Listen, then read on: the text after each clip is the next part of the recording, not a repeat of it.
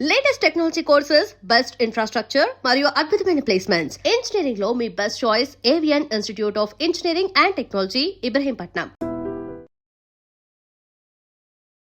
So welcome back to the latest episode with Rahul Reddy Garu, the immigration lawyer, and he's practicing law from since 30 years. So right now OPT నుంచి stem నుంచి H1Bకి మారే వాళ్ళ situations ఏ విధంగా ఉండబోతున్నాయి యూఎస్లో అనేది తెలుసుకుందాం. Hi sir. బాగుండ్రా sir, I'm very fine sir, and how are you sir? Good. So upcoming మార్చ్లో H1Bకి సంబంధించిన లాటరీస్ అవి ఉండబోతున్నాయి కాబట్టి వాటి గురించి డిస్కస్ చేద్దాం. సో ఓపీటీ అండ్ స్టెమ్ నుంచి ఎవరైతే H1B కోసం వెయిట్ చేస్తూ ఉంటారో లాటరీ టైంలో వాళ్ళ మీద ఎఫెక్ట్ ఏ విధంగా ఉంటుందంటారు? ఇప్పుడు మనకు కొత్త H1B రెగ్యులేషన్స్ వచ్చినాయి. దాని ద్వారా ఏమైందంటే థర్డ్ పార్టీ ప్లేస్మెంట్ అనేది కొద్దిగా స్ట్రిక్ట్ అయిపోయింది. అదొకటి. ఇంకోటి ఏంటంటే మనకు లాస్ట్ ఇయర్ H1B కోటాను మొత్తం ట్రాన్సాక్షన్ చేసిండ్రు.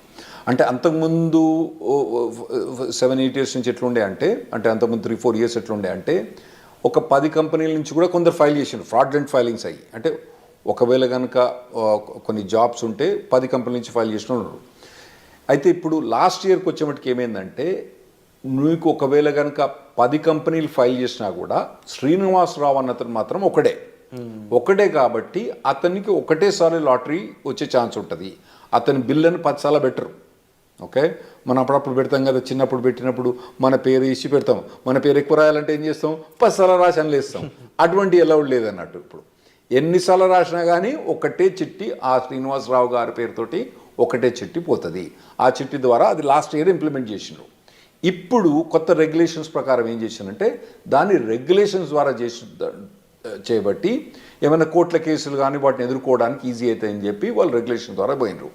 అయితే ఇప్పుడు కొత్త ప్రొవిజన్ ఏంటంటే లాటరీ మనం మార్చ్లో ఫైల్ చేసేటప్పుడు కొత్తగా ఫీజు అంతకుముందు $10 ఉండే. $10 ఏంటంటే ఇప్పుడు ఇవ్వాలి, ఇప్పుడు పెద్ద కేర్ చేయరు. సో కొందరు ఫ్రాడ్లెంట్ ఫైల్ చేసే వాళ్ళు కొద్దిగా ఎక్కువ ఫైల్ చేస్తున్నారు, $10. ఇప్పుడు దాన్ని $215 చేసినారన్నట్టు. సో కొంచెం ఫిల్టర్ చేయడానికి, కొద్దిగా ఫిల్టర్ చేయడానికి చేసినట్టు. అసలు మేము ఈ రెగ్యులేషన్స్ పాస్ చేసేటప్పుడు మేము ఏమైనా అడ్వైజ్ చేసినామంటే అసలు మొత్తం లాటరీ చేసేటప్పుడు మొత్తం ఫైలింగ్ ఫీజే తీసుకోండి. ఓకే, సెలెక్ట్ అయితే ఆ ఫైలింగ్ ఫీజు ఇవ్వకండి. ఎట్లా మేము కట్టాలి కదా,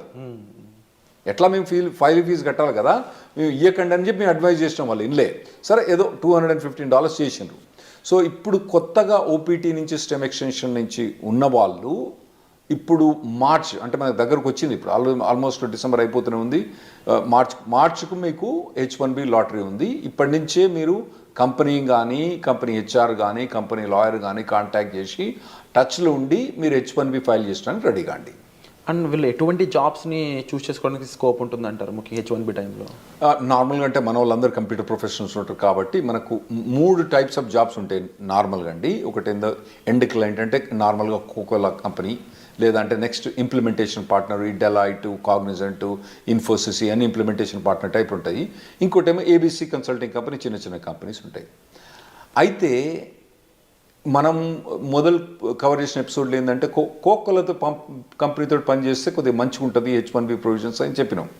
కాకపోతే ఈ ఎండ్ క్లయింట్ పనిచేసినప్పుడు వాళ్ళు ఏం చేస్తారంటే నీకు 3 ఏళ్ళు వర్క్ పర్మిట్ ఉంది కదా, నీకు ఇప్పుడే H1 అప్లై చేయమంటారు. అది వీనికి పెద్ద బాధ అయింది. ఎందుకంటే ఇప్పుడు థర్డ్ ఇయర్ పోయినప్పుడు వీని H1B లాటరీ రాలేదనుకోండి, వీని పని గోవిందా. సో అటువంటి వీళ్ళు నార్మల్గా కంపెనీ పోయేటప్పుడు అంటే చాయిస్ ఉంటే మాత్రం మీకు కంపెనీ ఈ ఇయర్ మీకు H1B అప్లై చేస్తుందా చేస్తలేదా అదొకటి కనుక్కోండి. ఎండ్ ఆఫ్ ది స్టెమ్ ఎక్స్టెన్షన్లో సార్ ఇన్ కేసు ఎంప్లాయర్ని చేంజ్ చేసుకున్నాం అనుకోండి, అప్పుడు సిచ్యువేషన్ ఏ విధంగా ఉంటుంది? ఎంప్లాయర్ చేంజ్ చేసుకున్నా కానీ ఆ మార్చ్ టైంలో ఫైల్ చేస్తే సరిపోద్ది. మార్చ్ టైంలో ఫైల్ చేయకపోతే సరిపోద్ది. ఇంతకుముందు చెప్పినట్టు ఏంటంటే ఒకవేళ కనుక ఇప్పుడు మనం డిసెంబర్ జనవరిలో ఉన్నారు కదా, మీరు ఇప్పుడు మీ కంపెనీ కనుక మీరు H1B ఫైల్ ఈ లాటరీలో ఫైల్ చేస్తారా చేయరు కనుక్కోండి. ఒకవేళ చేయరని అనుకుంటే మాత్రం ఈ కంపెనీ వదిలిపెట్టి వేరే ఏ కంపెనీ కనుక మీకు జాబ్ దొరికితే ఆ కంపెనీకి పోవడం బెటరు. ఎందుకంటే H1B లాటరీ ఎంత తొందర వస్తే అంత బెటర్. ఎందుకంటే మనం లాస్ట్ 10 ఇయర్స్ నుంచి చూస్తున్నాం కదా, H1B లాటరీ అనేది కష్టమవుతుంది రావడం. ఓకే, ఇది లాటరీలో రావడం చాలా కష్టమవుతుంది. పోతానా కొద్ది ఇంకా పర్సంటేజ్ ఛాన్సెస్ తగ్గిపోతున్నాయి. మీకు 3 times కూడా మీరు లాటరీ ట్రై చేసుకోవాలి, అవసరమైతే 4 times కూడా మీరు లాటరీ ట్రై చేసుకోవాలి. వచ్చినప్పుడు ఇమ్మీడియట్గా ఫైల్ చేసుకోండి, మళ్ళీ నెక్స్ట్ ఇయర్ పెట్టకండి అన్నట్టు. ఒకవేళ ఈ కంపెనీ ఫైల్ చేయకపోతే మీకు వేరే జాబ్ దొరికితే మాత్రం వేరే జాబ్ తీసుకొని ఆ జాబ్ ద్వారా కూడా మీరు H1B ఫైల్ చేసుకోవడం బెటర్.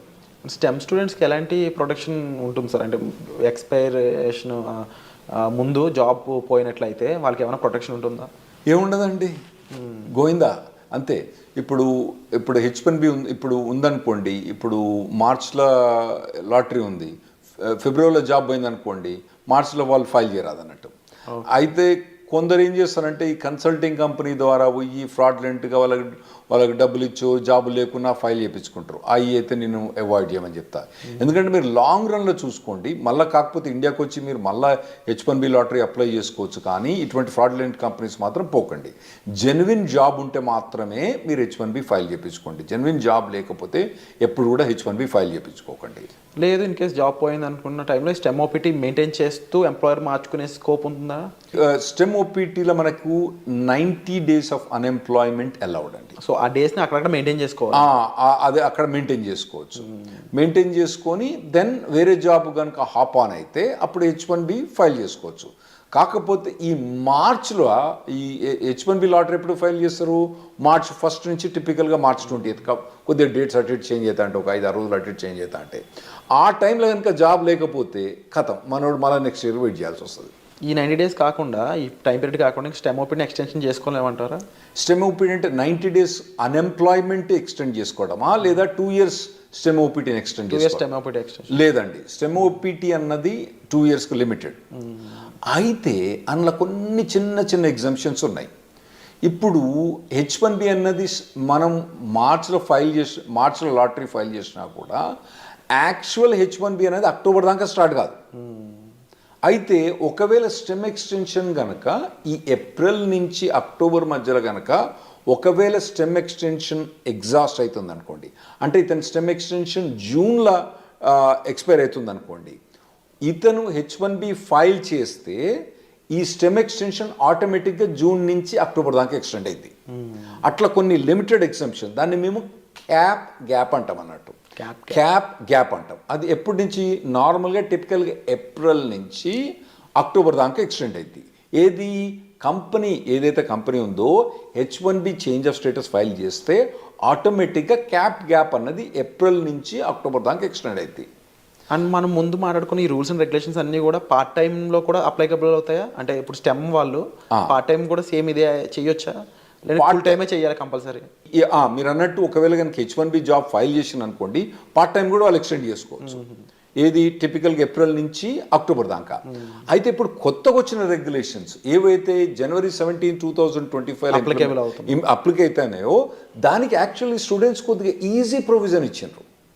కపుల్ ఆఫ్ ప్రొవిజన్స్ ఏమి ఇచ్చిందంటే, ఒకవేళ నార్మల్గా మేము H1B ఫైల్ చేసినప్పుడు October 1st డేట్ పెట్టే ఫైల్ చేయాలి, October 2nd ఫైల్ చేయొద్దని చెప్పినట్టు. ఇప్పుడు కొత్తగా ఏంది, నువ్వు ఎక్స్టెండెడ్ డేట్స్ అంటే ఇంకా లేట్ డేట్ తోటి కానీ మేము ఒకవేళ కనుక మేలో ఫైల్ చేసినా కూడా కొద్దిగా లేట్గా స్టార్ట్ డేట్ అంటే వీని స్టెమ్ ఎక్స్టెన్షన్ ఉంటుంది కదండి, ఈ స్టెమ్ ఎక్స్టెన్షన్ ఎక్కువ వాడుకోవడానికి ఇంకా ఎక్కువ రోజులు పెట్టుకొని, అంటే October 1st కాకుండా డిసెంబర్ కానీ జనవరి కానీ స్టార్ట్ డేట్ పెట్టుకొని మేము H1B ఫైల్ చేసుకోవచ్చని కొత్త రెగ్యులేషన్ వచ్చింది. ఇది స్టెమ్ ఎక్స్టెన్షన్ ఉన్న వాళ్ళకు, ఓపీటీ ఉన్న వాళ్ళకి చాలా అడ్వాంటేజ్ అండి. ఎందుకంటే అనవసరంగా 6 years H1B వాడరు. ఇంకోటి ఏంటంటే వీళ్ళకి ఓపీటీ స్టెమ్ ఎక్స్టెన్షన్స్లా వీళ్ళకు 7% ఇన్కమ్ ట్యాక్స్ రిబేట్ వస్తుంది. H1B పోయినప్పుడు రాదు. అంటే దాన్ని యాక్చువల్ ఇన్కమ్ ట్యాక్స్ అన్నాము, సోషల్ సెక్యూరిటీ అంటాము. ఆ సోషల్ సెక్యూరిటీ అన్నది వీళ్ళు కట్టని అవసరం లేదు. సో ఆ ఎగ్జామ్షన్ కూడా ఇది వీళ్ళు ఎక్కువ వాడుకోవచ్చు. ఆ ప్రొవిజన్స్ కూడా ఇచ్చిండ్రు. ఇంకోటి ఏది, స్టార్ట్ డేట్ లేట్ చేయొచ్చు అని ఉంది కదా. ఇంకోటి నేనేం చెప్పినా, స్టెమ్ ఎక్స్టెన్షన్ కానీ ఓపీటీ కానీ ఏప్రిల్ నుంచి అక్టోబర్ దాకా H1B ఫైల్ చేస్తే ఆటోమేటిక్ అక్టోబర్ దాకా ఎక్స్టెండ్ అవుతుందని చెప్పిన. దాన్ని క్యాప్ గ్యాప్ అంటాం.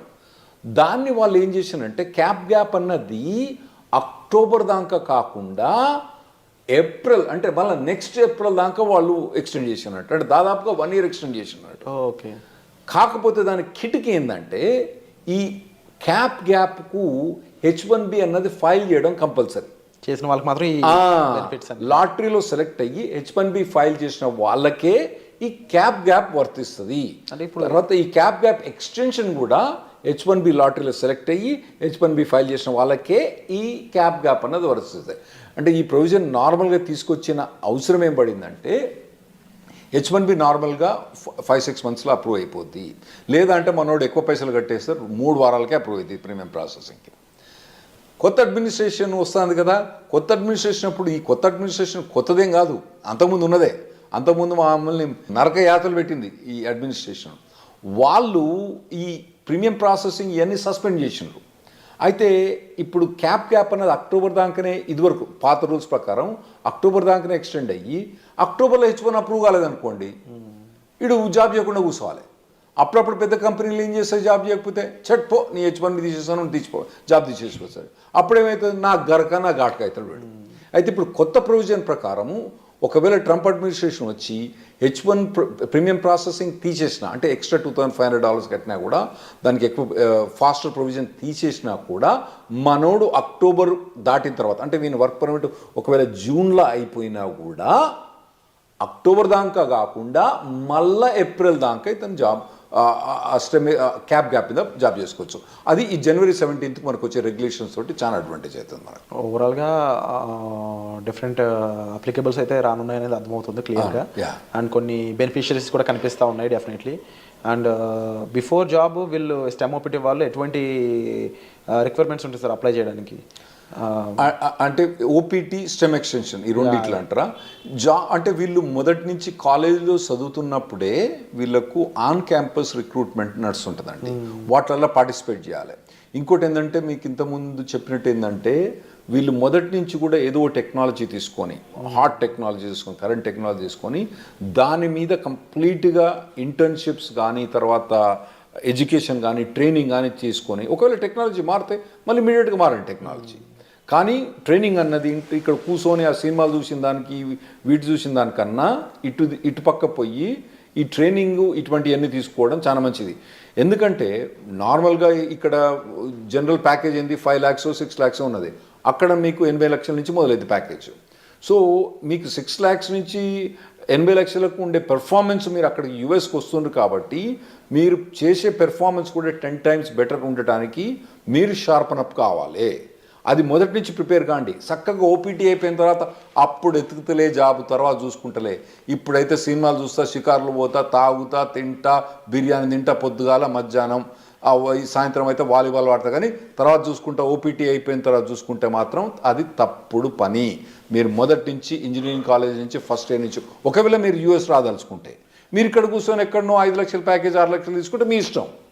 మీరు కనుక US వచ్చి OPT మీద పనిచేసి STEM ఎక్స్టెన్షన్ మీద పనిచేసుకుంటే మాత్రం మీరు ఫస్ట్ ఇయర్ నుంచి మీరు కంటిన్యూస్గా శ్రమ పడితే మీరు OPT STEM ఎక్స్టెన్షన్ వచ్చినప్పుడు మీకు మెచ్చుకునే మార్కెట్ మంచిగా ఉన్నప్పుడు ఏముంటుందండి, అప్పుడు ఏమంటారు కదా, కుక్కను కూడా సింహాసనం ఎక్కించినప్పుడు వీళ్ళందరి మన వాళ్ళని సింహాసనం ఎక్కించినప్పుడు, ఏది మంచిగా స్కిల్ సెట్ లేని వాళ్ళని వాళ్ళందరూ కూడా కుక్క మీద వీళ్ళందరూ సింహాసనం ఎక్కి కూర్చున్నారు. ఇప్పుడు ఎట్లున్నది పరిస్థితి, మార్కెట్ పరిస్థితి మంచిగా లేదు. మరి మార్కెట్ పరిస్థితి మంచిగా లేదంటే యాక్చువల్గా మీరు స్టాక్స్లో బాగా చేస్తుంటారు కదా, అసలు యూఎస్లో ఇప్పుడు స్టాక్ మార్కెట్ ఎట్లుందండి, హై రేట్స్ ఉన్నాయి, అన్నీ బాగున్నాయి స్టాక్ మార్కెట్, అయినా కానీ ఐటీ ప్రొవిజన్ మొత్తం డౌన్ అయిపోయింది.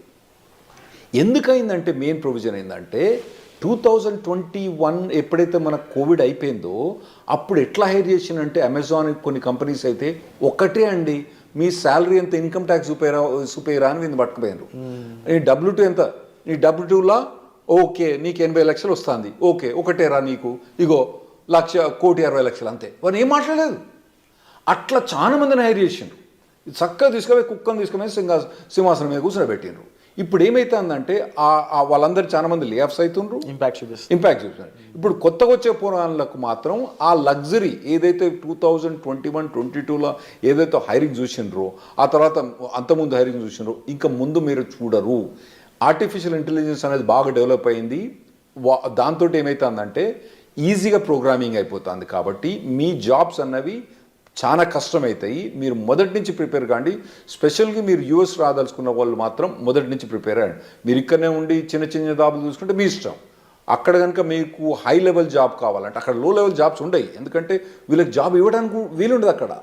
ఏది OPT స్పెషలిస్ట్ STEM ఎక్స్టెన్షన్లా వాళ్ళు తీసుకొచ్చి $5 $10 జాబు ఇవ్వడానికి వీల్లేదు, రెగ్యులేషన్స్ ఎలా చేయవు కాబట్టి వీళ్ళకి హై లెవెల్ జాబ్ కావాలి. కాబట్టి ఆ లెవెల్ జాబ్ కావాలంటే మీరు ఇప్పటి నుంచి ప్రిపేర్ కావడం better. Wonderful sir. So latest updates కోసం చూస్తూనే ఉండండి. అండ్ చాలా విషయాలు అయితే మనకు రాహుల్ రెడ్డి గారు చెప్పడం జరిగింది. సో మీరు వీటిపై ఏమనుకుంటున్నారు, మీ ఒపీనియన్ కామెంట్ సెక్షన్లో మెన్షన్ చేయండి. And thank you so much for the wonderful. Thanks అండి.